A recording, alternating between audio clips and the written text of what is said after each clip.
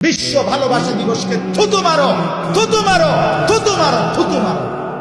বলো থুতু মারলাম, বলো থুতু মারলাম, বলো।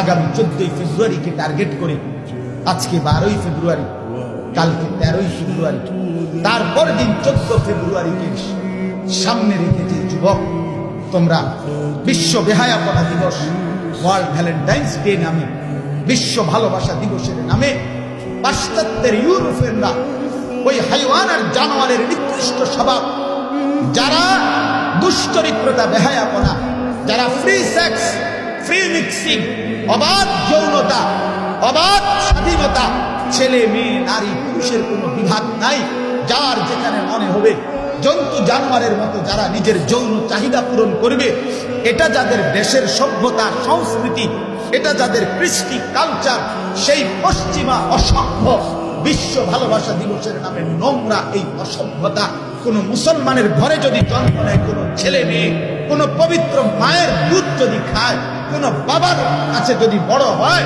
ইমানদারের সন্তান যদি হয়, দুই কানে যদি ছোট্টবেলায় জন্মের পরে আজান আর একামত শুনে থাকে, কোনদিন যদি আজান শুনে নিজে যদি মনে রাখে মুসলমান, আল্লাহ কসম মুসলমানের ছেলে মেয়ে এই অসভ্য বিশ্ব ভালোবাসা দিবসের নামে 14ই ফেব্রুয়ারির নামে এই নগ্নতা, এই নোংরামি, এই অসভ্যতা করতে পারে না।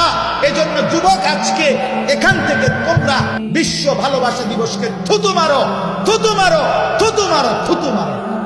বলো থুতু মারলাম, বলো থুতু মারলাম, বলো। আর যদি মায়ের রক্ত ভুলে যাও, মায়ের দুধ ভুলে যাও, তো ঠিক আছে, তুমি নাচো মাইয়ার লোক।